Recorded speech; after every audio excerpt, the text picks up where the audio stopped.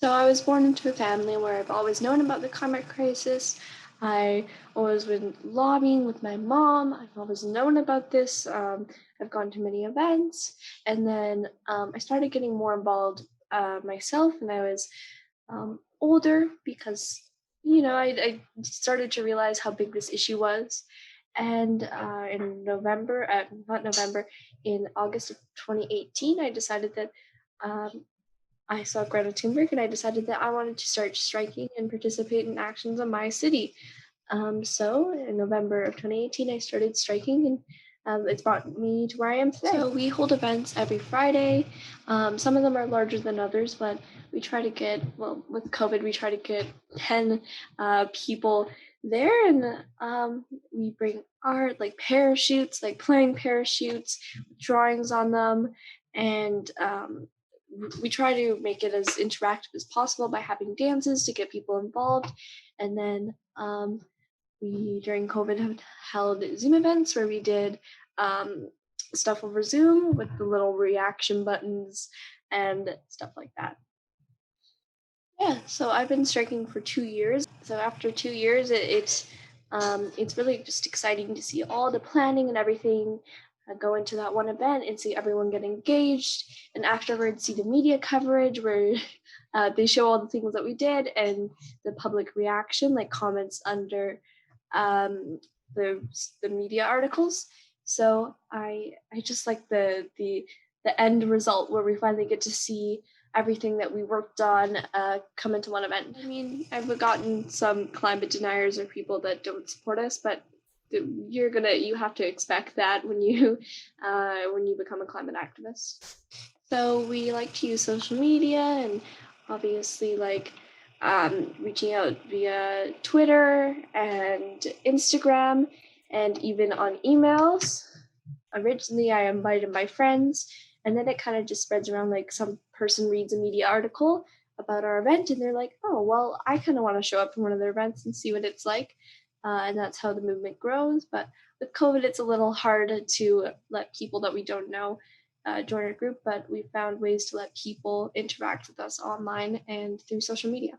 I was always worried about the climate crisis before I started, and I think that the motivation that I was scared about it decided that I made me decide that I wanted to do something about it. And then when I had my first event, it just felt like right. It felt like I needed to do something and I needed to continue to do this. So it motivates me every time I go to an event or every time I'm with my group to just see the change that we're making, especially because the city of Greater Sudbury declared a climate emergency. That was definitely a big day, and it just makes me have more hope. Well, I live right near a forest, so we go for walks all the time near a lake, and we go watch like turtles swim. And during the winter, we go skating or skiing.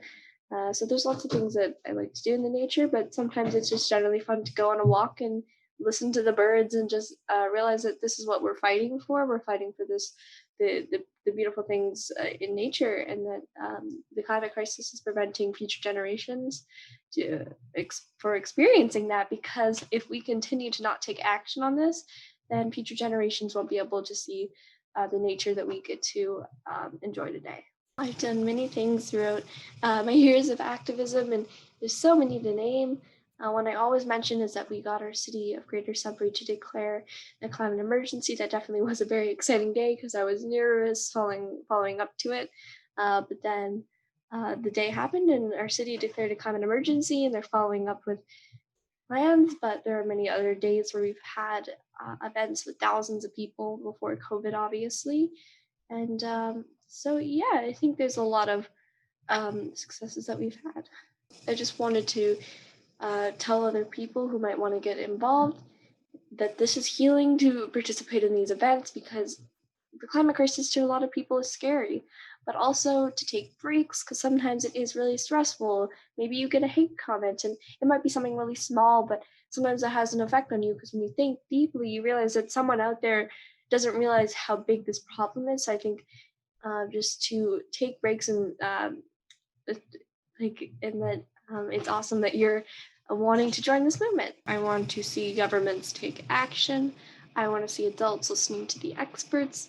I want to see people stop denying the fact that we are in a climate emergency, because the experts are saying that we are in a climate emergency and that this is serious.